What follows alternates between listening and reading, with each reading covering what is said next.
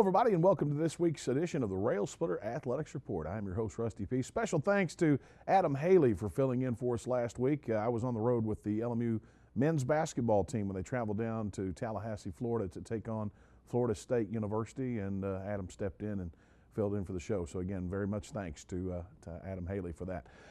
We got a big story or two in store for you tonight. I can tell you, basketball season getting ready to get cranked up for both men and women. Of course, both have already had exhibition outings.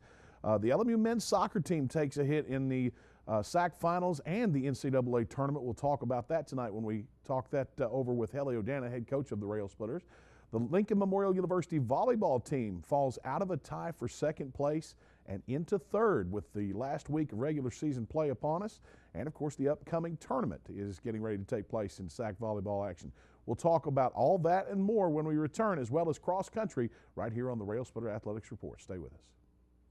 Sigmund Communications is your local radio and television stations bringing your local information, local news, and the best music from yesterday and today. Sigmund Communications was established in 1987 on the campus of Lincoln Memorial University. Since then, we have been involved in community events and other projects. Sigmund Communications is not only your local radio and television stations, but we are a learning facility aimed at educating students in the field of broadcast communications. Sigmund Communications, not just the great building with satellites that sits on the hill. We're now MediaStream, bringing home to you more and more improvements. As your hometown team, we're dedicated to bringing our friends and neighbors more service upgrades than ever before. Always available 24/7 customer service and technical support. 30-day money-back guarantee on services. Improved bundles that will save you money. Get ready to do more of the things you love with the people you love and with savings you'll love. Call 1-800-392-2662 for details. MediaStream, bringing it home to you. Bringing it home to you. Since 1973, DeRoyal has been a leader and an innovator in manufacturing products for the healthcare industry.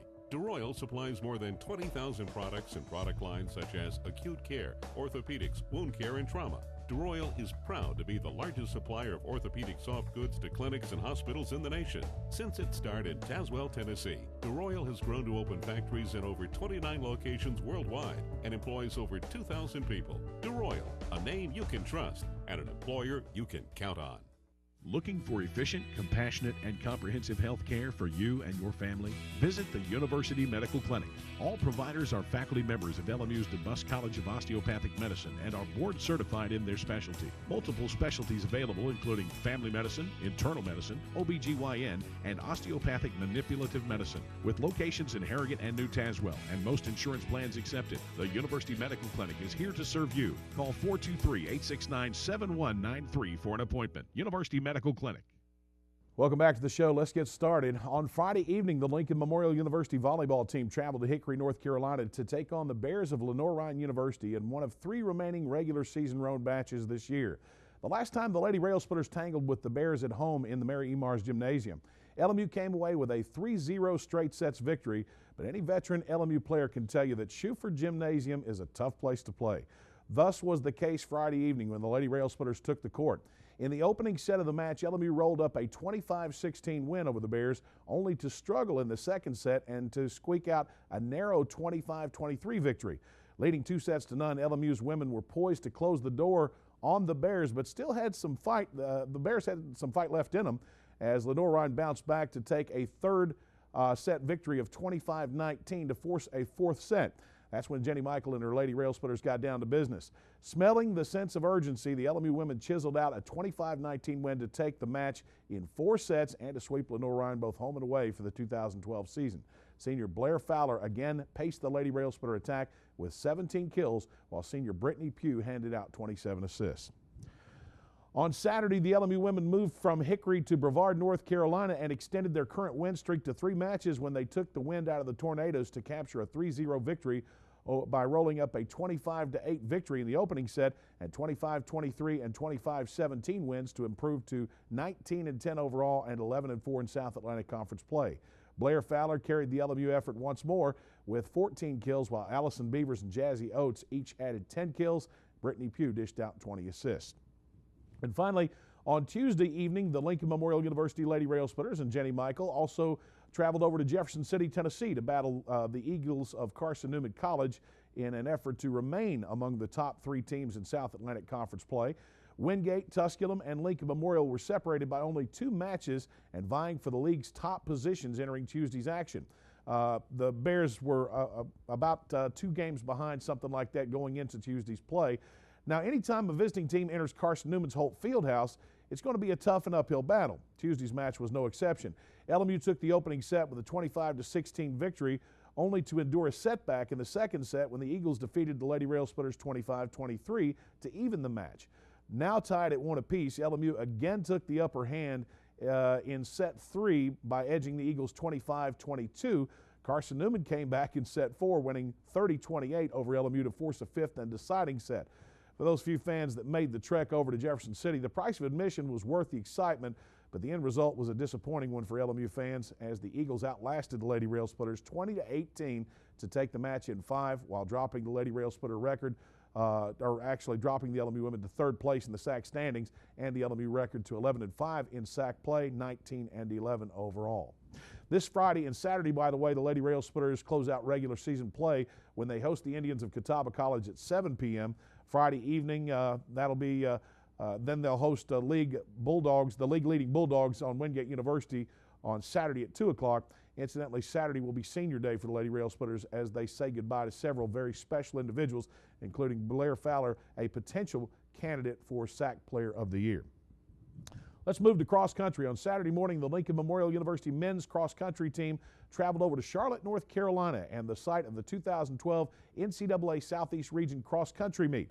Although there were 26 teams participating in the event, the Railsplitters turned in a strong performance and finished 10th overall.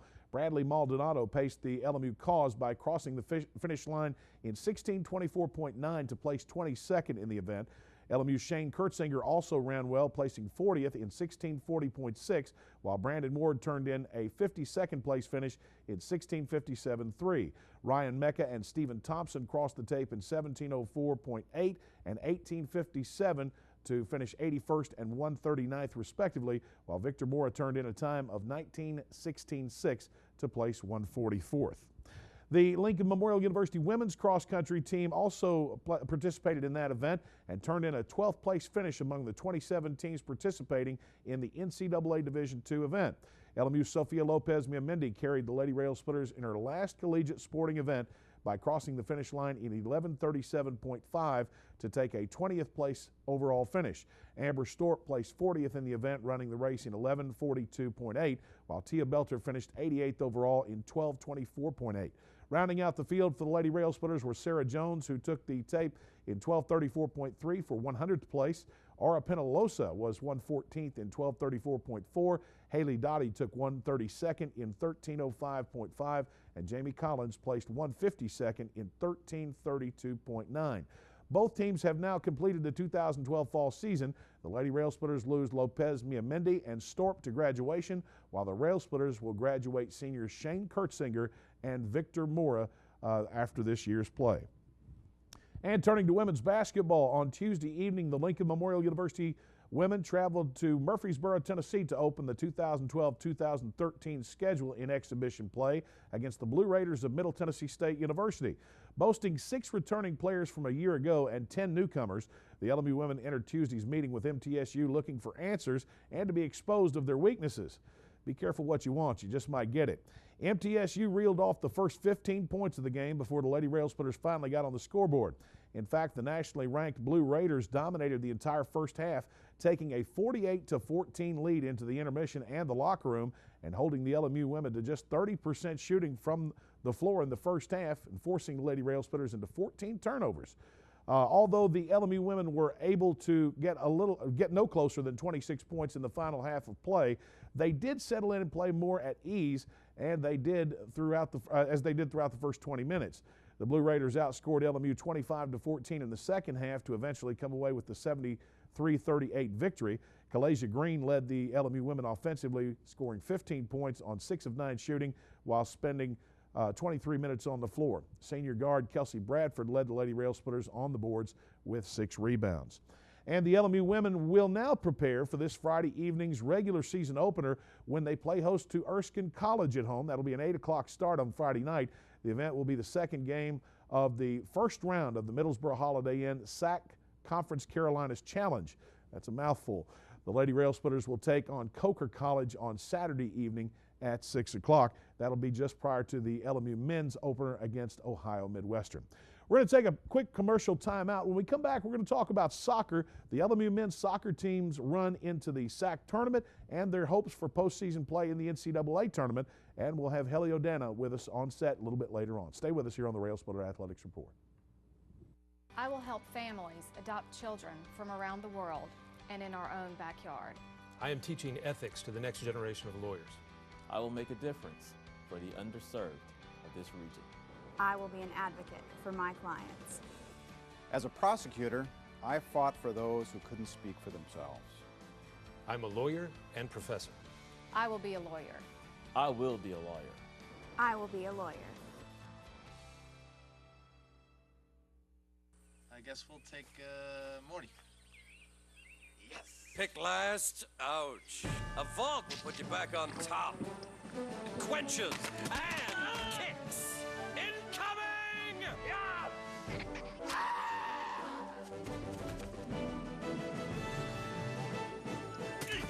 You're a super soda mercenary! Vault. Drinks like a soda, kicks like an energy drink. Get to it! History comes alive at the Abraham Lincoln Library and Museum on the campus of Lincoln Memorial University in Harrogate, Tennessee. Located 60 miles north of Knoxville and 5 minutes from the entrance of Cumberland Gap National Historic Park, the museum is home of one of the largest privately held Lincoln collections in the country. A place to learn and play. My museum includes interactive exhibits as well as special events and educational programs. For more information, go to www.lmunet.edu. We represent the Coke brand. We would like to sue Coca-Cola Zero. Would you say that we have a case? For what? For taste infringement. We want to just sue them back to the Stone Age to send a message that they're tampering with really the flagship of the company. It's one company. It's like you suing yourself. Yeah, but they're on a different part of our floor. Da, da, da, da, da. Again, welcome back to the Railsplitter Athletics Report. Let's talk soccer. On Friday evening, the Lincoln Memorial University men traveled to Rock Hill, South Carolina, site of the 2012 Food Lion South Atlantic Conference men's soccer tournament semifinals, and they represented the number 3 seed. The Railsplitters took on number 2 seed Carson Newman and emerged victorious in a thriller that was decided in the 100th minute, nearly 10 full minutes into overtime, when LMU's Diego Deschamps scored with help from teammate and countryman Mario Pinto's pass from the corner to give the Railsplitters the sudden victory. The win propelled the LMU men into the championship of the conference tournament on Sunday for the first time since 2007, when the Railsplitters earned a spot in the NCAA National Championship. The strike was Deschamps' 8th goal of the year. On Sunday, the Railsplitters took on the Trojans of Anderson University in the 2012 SAC Tournament Championship. When the two teams met earlier during the regular season, LMU came away with a dominant 7-1 win over Anderson to remain as one of the leaders in the South Atlantic Conference race. Sunday's SAC tournament title game was not to be the landslide the Railsplitters enjoyed against the Trojans earlier in the season. However, as both teams battled throughout a defensive struggle, each missing numerous opportunities to score throughout the majority of the match. Finally, in the 88th minute, Anderson's Daniel Colvin broke the silence when he scored unassisted on a steal and a breakaway down the right side to place a shot to the far post. The strike was a devastating blow to the Railsplitters, who weren't able to score the equalizer in the final 2.5 minutes of the match. The loss not only kept the LMU win from capturing the 2012 SAC tournament title, it dropped their season record to 13-4-1. On Monday evening, Helio Dana and his team learned that they did not qualify for the 2012 NCAA Division II Southeast Region Men's Soccer Tournament. More than a week ago, when the SAC tournament began, the Railsplitters were ranked as one of the region's top 6 teams, which would have earned them a spot in this year's dance had it started that day. Sunday's loss, however, turned out to be the devastating blow, and the Railsplitters end the year as the league tournament runners-up with a 13-4-1 record. It was a tough break for the 2012 Railsplitters, but here to talk about it is LMU head coach Helio Dana. Coach, in your career here at Lincoln Memorial, I remember very few times where we have I felt like we deserved to go to the tournament and did not get in. One of those was several years ago when we actually won the SAC tournament, but this one was just a shock to me personally. Well, I mean, a lot of people are commenting with us and wondering if there was foul play or if you know, some mistake was made. But I've been the regional raider. For the record, I want to tell everybody that there's nothing wrong with the selection. Nothing. It's extremely mathematical, extremely fair. And no, we did not deserve to go. I mean, not deserve, but we did not qualify. You know, I mean, I can explain quickly if you let me. Sure, absolutely. There's 9 criteria that they follow, 9 columns, if you will, that they go one by one. One being in region schedule or win-losses. One being Division II win-losses. One being strength of schedule in the region. I mean, there's a bunch. And they rank those teams from 1 to the bottom, and then, you know, they give the points, the highest points to number 1 and 2 and 3 and 4. At the end of the regular season, on the very last, only on the very last ranking, do they not only add the points, but now they go head-to-head among the top 10 teams in the region. And going to the tournament, I knew that we were hanging on a danger zone, because when you're in the bubble, you know, top 6 go. When you're in the bubble, you need to kind of keep an eye on what else did the other teams do. And if you look at the teams that went over us, you know, Wingates beat 4 or 5 teams that were on the top 10. Pembroke, which was the deciding team that went right over us, had 1 win and 1 tie in the top 10. We had 1 win, and there's no discussion. That's the end of it. So correct me if I'm wrong. I'm hearing you say that even if we'd won the SAC tournament, we potentially might not have gone. We wouldn't have, no. I mean, when the season boils down to, it's an unfair system from the standpoint of no automatic qualification. You know, I mean, I've always complained in the past 20 years, you win a conference, you should go. So in my estimation, Anderson should have gone because they won the conference. But the truth is, it's the adding the whole regular season, and even though we had only 4 losses for the year, 3 of those losses were among teams in consideration. So we should have and could have beaten at least 1 more. Your comment brings up my next question, and you've kind of answered it to a certain point before I got to it. But a lot of people would look at this who may watch this online and say, well, he's talking sour grapes right now. But Coach, you're originally from Brazil. You've been in the United States as a resident of the United States for a long time, and you've seen a lot transpire throughout the game of soccer over the years. Have we not grown big enough in the United States in soccer that we can justify, at least in the college game, giving an automatic bid to the conference tournament winners? And that's the argument, and that's what I support. You know, I mean, the reasoning from the NCAA and the national office is to do so. You got to remember there are 8 regions in the nation, and only 3 of them send 6 teams. We're one of them. You know, it's called the super region. I mean, we have technically 33 teams competing for 6 spots, of which in any given year, 15 of them are good enough. That's the truth. So us finishing 7th is a great accomplishment. But anyways, some regions only send 2 teams, and if they give an automatic bid, now how do you reconcile that? Because there's 3 conferences in those regions sending 2 teams. So in the estimation of the NCAA, the only way to justify the automatic bid is to add the number of teams going to nationals. So in their estimation, it's a dollars and cents kind of thing, because it will add up the reimbursement and the per diem and everything that happens in terms of postseason. So their rationale is that it doesn't justify the dollars and cents. My rationale is we keep adding schools to the Division II scenario, adding schools that have soccer. You know, more and more schools start soccer, and it's time to revisit that. But no, it's a fair system, and you know, I mean, it's a motivation for us next year when we have these games in which we align against the teams that are in consideration. We got to do a little better. When you talk about dollars and cents, you're talking about the per diems that are given to the schools to participate in the NCAA tournaments. But we've seen it in other sports. We've seen the women's field expanded in basketball. We've seen the men's field expanded in basketball. When these teams go to these locations that are hosting the regional tournament, they're taking those dollars that the NCAA has provided with per diem money and spending it in that city's economy. And I see that as a win-win for the venue that's hosting, the tournament. If you have more teams there, they spend more money. I see it with all the teams that you're talking about that we have now put into the NCAA. There's teams every year that have applied for status as NCAA Division II members. That being said, each member institution has to pay every year to be in the NCAA.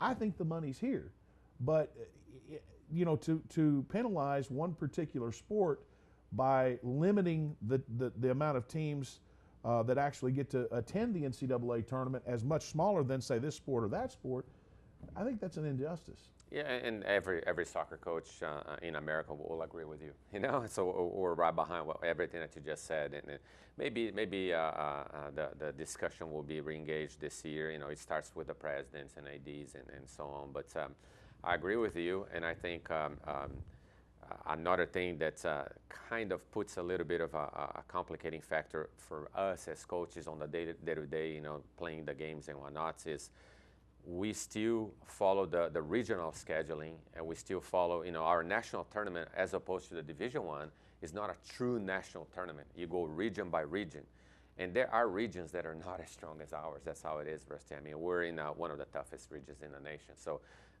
possibly in another region we would have made it, you know, and it is what it is. All right, we've revisited it. We didn't make it to the national tournament, but I got to go back to your team, Coach.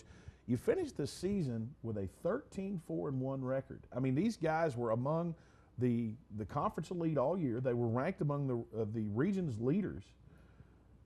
How do you tell them Monday evening that they didn't make the NCAA tournament? And that's the beauty of soccer, you know. It's every goal matters. You know, you hang on a life and death experience any given day of the week, you know, and that's why it's called the beautiful game, because it's so exciting, you know. So the same way that we beat Carson Newman in the semis on an incredible, you know, experience of beating them in overtime with a golden goal, there are games that we lost this year that were exactly like that. So of our 4 losses, all 4 of them were by 1 goal in the dying minutes of the game, in which even before being scored on with seconds to go, we got one more chance to score. So it came down to that, seconds, you know, and that's why it's such an exciting game. And our guys know that that's the nature of the sport. So all that we carry is this is feel. You know, it will feel us to come back. And the same way that in 2006 we lost in the semifinals of the national championship, and we felt, you know, we were the better team on the pitch, and we got scored late and all of that. For the whole off season and the whole preseason, it motivated us, and you know what we did in 2007. So all I can say is this is in our hearts, in our minds, and we're going to use it as fuel for next year, and I have a feeling we're going to do it. Coach, only a couple minutes left in this segment, but as a result of the year, you had some postseason accolades. Diego Deschamps making all-conference along with Chris Nash. Your keeper's name, I forget. Marcel Barvanets. Okay, I can't pronounce the last name. It's a tough one. But, of course, Mario Pinto, you can't leave him out. One of the nation leaders, if not the nation leader in goals scored, but he was the sack player of the year. Yeah, Mario was actually second in the nation. Our scoring offense was 8th in the nation, and our defense was 1st in the sacks. So we got all the elements, and a lot of our guys are returning next year. But you mentioned several all-conference and potential all-region, all-American kids. We got the talents, we got you know, the plan, we got everything in place, you know. So we're looking forward to next year. Well, Coach, I look at a 13-4-1 record and think of the percentage of wins in that particular record. That's a great season. I know it's a disappointment that you didn't get the SAC championship, possibly even a bigger disappointment that you didn't get to the NCAA tournament. I don't know how you could weigh one greater than the other, but I think that the guys have definitely have nothing to be ashamed of. They were in every match they played in this year, and I think that if things materialize as they did in 2007, they will use that to motivate them next year in the 2013 season. Without a doubt. Our goal is always to, in any given generation, give them a championship experience. And these guys of the past generation leave here with a championship experience. They might not have won the conference this year, but they were in the title. And well, Coach, for a lot of coaches, you know, their work now takes a hiatus. For you, I know that you're not like that. It's the recruiting gets even tougher. I want to wish you the best of luck on the recruiting trail. Congratulations on a great season, and congratulations on your players that are going to graduate this May. Thank you. All right. We're going to take a break. When we come back, we'll tell you about the upcoming week in LMU Athletics. Stay with us. Nestled at the foot of the Cumberland Gap, Lincoln Memorial University honors the vision and spirit of Abraham Lincoln. Lincoln's values are perfectly in sync with the modern educational experience at LMU.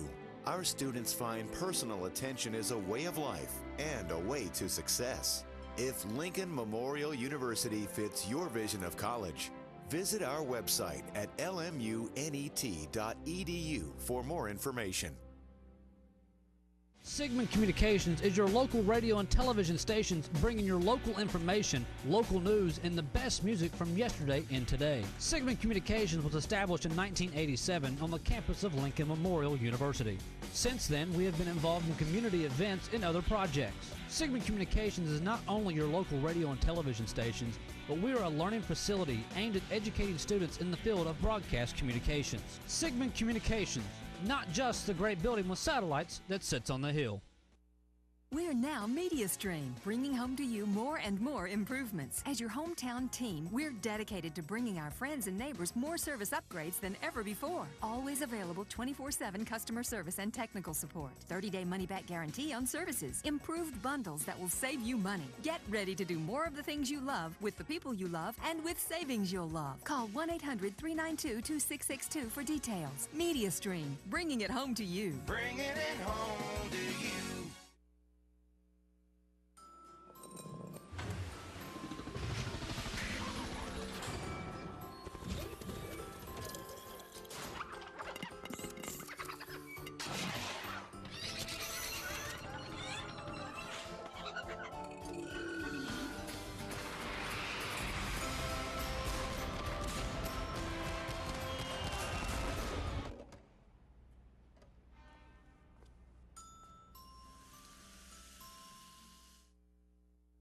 Again, thanks to Helly O'Dana for joining us on the show tonight. Incidentally, he will be with us again next week as we close out the Lady Railsplitter season.